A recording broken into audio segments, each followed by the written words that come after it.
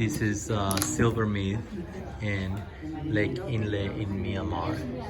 And you see that he's soldering hair-like pieces of silver to make this intricate herringbone pattern bracelet or chain.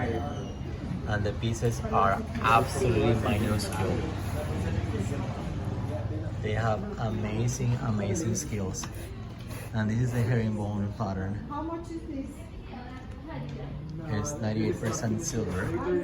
You need an alloy there to give it strength because pure silver is very